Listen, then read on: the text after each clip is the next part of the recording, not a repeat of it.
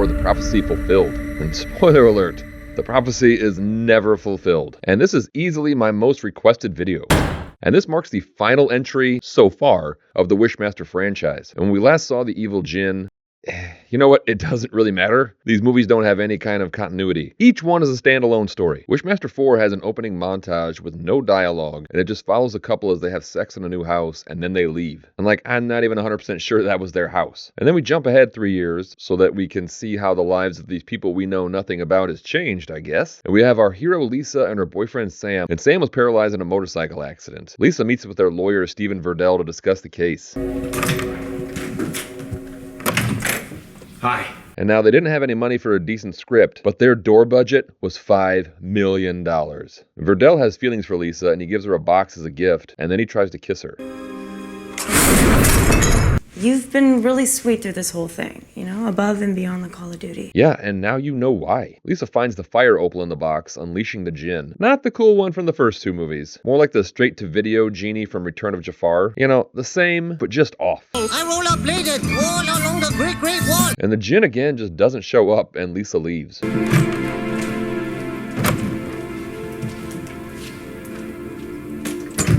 You know, Steven's first wish will be to own a home that feels safe for women. But I guarantee you need a different key for both of those doors. Hours later, the Djinn finally reveals himself to Verdell and urges him to make a wish. I wish you would stop talking in riddles and tell me exactly what the hell it is you want. I want 3 wishes from the Waker to free my race from their eternal bondage. And now that I've granted your wish, I will take my soul. And now I shit on these movies, but I will give credit where credit is due. This is actually a solid way to deliver exposition without feeling forced. Your identity will offer me easy access to the Waker.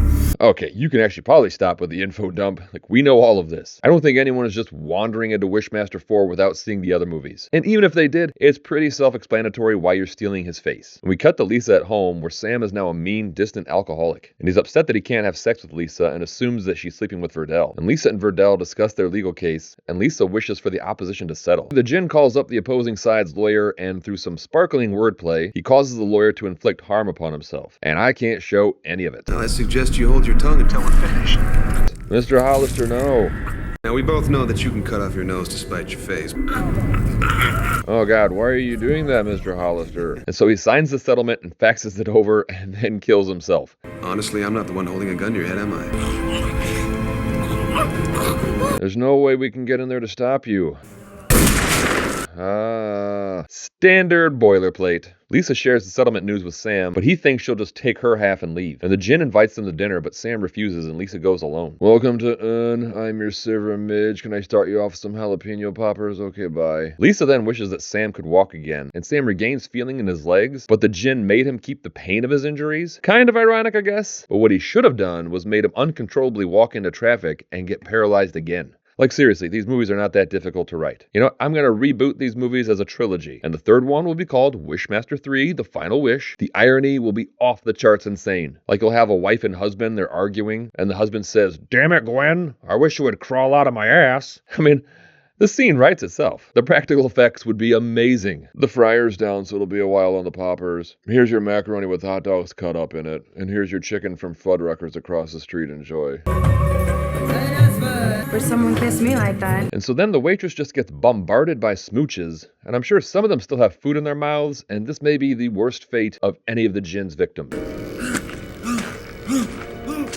I know what I said. So Lisa gets home and sees that Sam can walk, but he's still very angry and moody. Where are you going?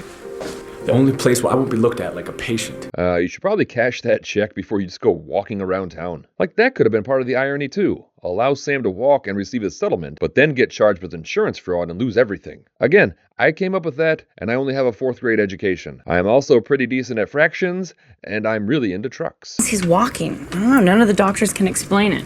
The x-rays still show the damage. He's in pain, but he's walking. I've got to do his chart.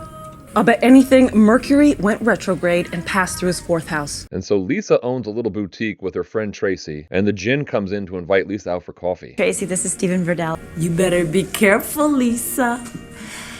An aura that strong is capable of anything. Don't try to frighten us with your sorcerer's ways, Tracy. Your devotion to that ancient religion has not helped you conjure up the inventory paperwork, or given you clairvoyance enough to realize you were talking to a sopping wet genie. Lisa meets with Verdell and he tries to seduce her. I wish I could just love you for who you really are.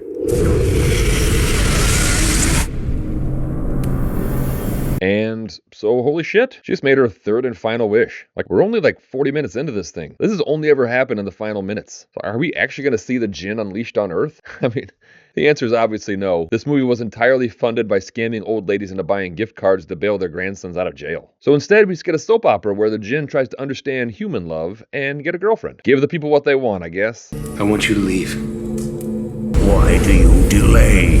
Fulfill the prophecy. Toby especially is chomping at the bit down here, and he's really itching to come to Earth to fulfill his earthly desires. Oh no, that's bullshit, Graham. Tell him what I really said.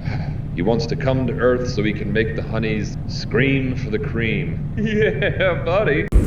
Grant the third wish. Human love must be given freely. A wish only she can grant. And to make matters even more complicated, now that the third wish has been granted, it unlocks the Hunter, who is an angel sent from heaven to stop the Djinn from unleashing hell on Earth. Fulfill the prophecy before he stops her. If he kills the Waker, I shall slay the Hunter. Wait, so the Hunter isn't there to stop the Djinn from granting the final wish? He's just there to kill a woman who doesn't even know that angels and genies exist yet? I could do that. Hello? Is there any way I can bring Tracy up on murder charges? Because she's killing me. Well, until you're dead, Margaret, it would just be attempted murder charges now, wouldn't it? Okay, what's going on, Jen? She just didn't show up. I've been calling her for over an hour. She won't answer. Inventory's not finished and the order has to be in by noon. Look, I'll be in as soon as I can, okay? This is Lisa's store. If she isn't bothered, then why the hell do you care? Also, who are you? And the Djinn goes to a strip club to learn about love. I mean, you go for the love, but you stay for the sad little buffet in the back. And the bartender makes probably the worst unforced error in this whole franchise. Brother, I'd sell my soul just to be a pimple on her ass.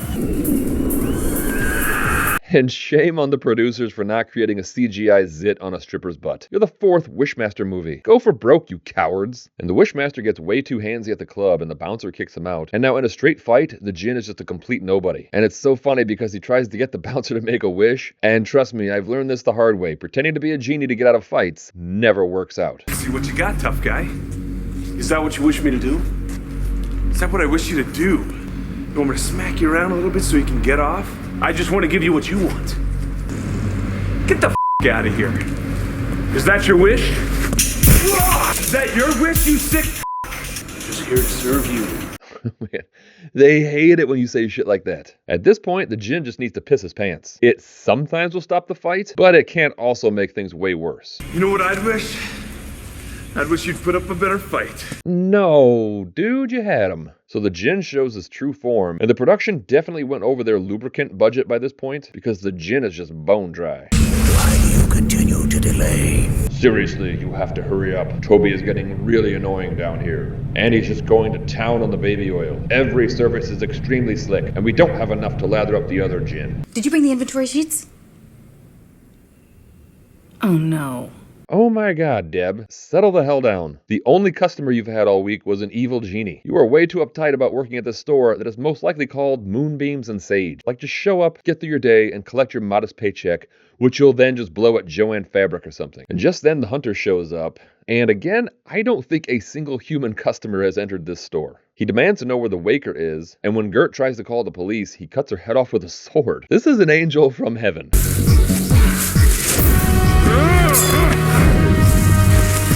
You know, they always say that you never know you're making a bad movie as you're making it. Your human form has made you weak. I sense conflict. Emotion. The prophecy will be fulfilled! They had to have known, right? They had to have known. So the Hunter is bound by human constraints, and the Djinn is able to just kill him and send him back to heaven. And so the last 20 minutes is the Djinn trying desperately to get Lisa to love him. When your love is all I've ever wanted. Do you love me for who I really am? It's a simple question. Do you love me for who I really am? I'm the beast in search of beauty's love. The man who opened his heart to you. Made love with you. If you could find some tiny bit of love in your heart for an ugly creature, you'll release me from my eternal torment. Is love truly blind, my dear? Join me. Give yourself freely and be my queen. The world will be at my fingertips. And I will be at yours. I'm enjoying how this movie is not even trying to be scary. But then all of the Djinn just manage to come into our world anyways because there are no rules in this movie. And just then Sam busts in and wishes he had a way to kill the Djinn, and the angel sword appears in his hand. And then the Djinn just stabs him. And the Djinn offers her one more chance to be with him, and he even makes himself look like Sam. And the real Sam signals Lisa, and Lisa shoves the Djinn into the sword that is sticking out of her boyfriend, and the Djinn gets sent back to hell. I was signaling that I think I'll be okay if I get to a hospital, but when you shoved him into me, he moved around a bunch, and it kind of created a sawing motion, and it just kind of sliced up my insides. Sam dies, and Lisa goes outside and is ready to start the new chapter of her life.